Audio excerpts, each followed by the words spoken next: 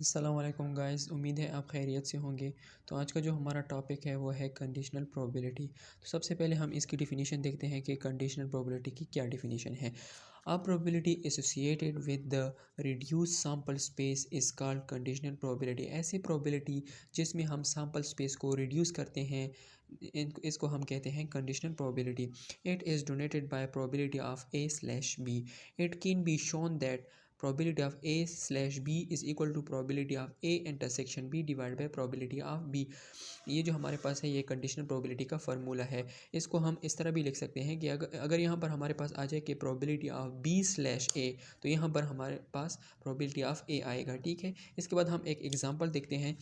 To coins are tossed, what is the conditional probability that two head the result given that there is at least one head। Two coin है हमारे पास, उनको task किया गया है। कह रहे हैं कि क्या प्रोबेबिलिटी होगी कि हमारे पास दो हेड्स आ जाए। और दूसरी, यहाँ से हमारे पास दूसरी बात शुरू होती है कि क्या प्रोबेबिलिटी होगी कि जिसमें एटलीस्ट वन हेड हो। एटलीस्ट का मतलब ये है कि हमारे पास वन हेड भी हो सकता है या एक से ज़्यादा भी हो सकता है। तो काइंड टास्क में हम सैम्पल स्पेस बनाएंगे। सैम्पल स्पेस में हमारे पास ऐसा हो सकता है कि दो हेड्स आ जाए, दूसरा हो सकता है कि हमारे पास हेड आ जाए और टेल आ जाए, तीसरा हो सकता है टेल आ जाए और हेड आ जाए, और ऐसे भी हो सकता है हमारे पास डबल टेल आ जाए। तो कंडीशनल प्रोबेबिलिटी हमारे पास जो फार्मूला है वो है probability of A slash B is equal to probability of A intersection B divide by probability of B. अब हमारे पास जो है वो है, लेट सपोज हम लिखते हैं let A represent that two heads occurs. हमारे पास ए में कह रहे हैं कि क्या प्रोबेबिलिटी होगी कि जिसमें हमारे पास दो हेड्स आ जाएं। तो हम प्रोबेबिलिटी ऑफ ए फाइंड कर लेंगे सबसे पहले, is equal to number of probability and divided by number of sample space. ये हमारे पास नंबर ऑफ ए है, कितने हैं हमारे पास, और number of sample space is equal to, यहाँ पर हमारे पास एक है, divided by number of sample space. हमारे पास सैम्पल स्पेस कितने हैं, 1 2 3 4, डिवाइडेड बाय 4। तो ये हमारे पास प्रोबेबिलिटी ऑफ ए आ गई। ठीक है, आफ्टर दैट इसके बाद हम प्रोबेबिलिटी ऑफ बी देखते हैं। प्रोबेबिलिटी ऑफ बी, या इससे पहले हम ये भी लिख सकते हैं कि let B denotes that at least one head occurs।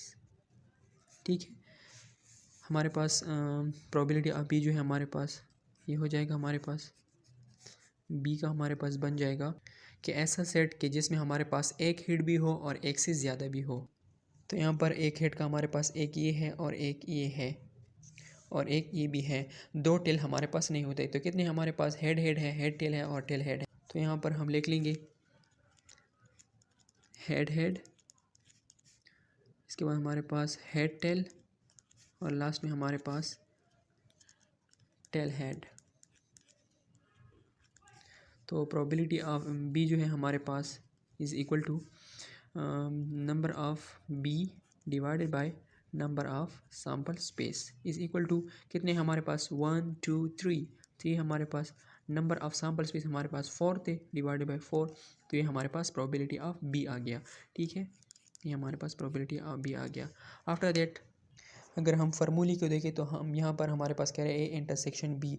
तो ये हमारे पास जो ए है प्रोबेबिलिटी ऑफ ए और प्रोबेबिलिटी ऑफ बी में हमारे पास क्या कॉमन है। तो probability of A intersection B is equal to, हमारे पास इसमें ओनली डबल हेड जो है वो कॉमन है, क्योंकि डबल हेड इसमें भी है और हमारे पास प्रोबेबिलिटी ऑफ ए में भी है डबल हेड। ठीक है, तो यहाँ से हम देखते हैं, ठीक, ये वैल्यू सारी हो गई। अब हम लिखते हैं पुटिंग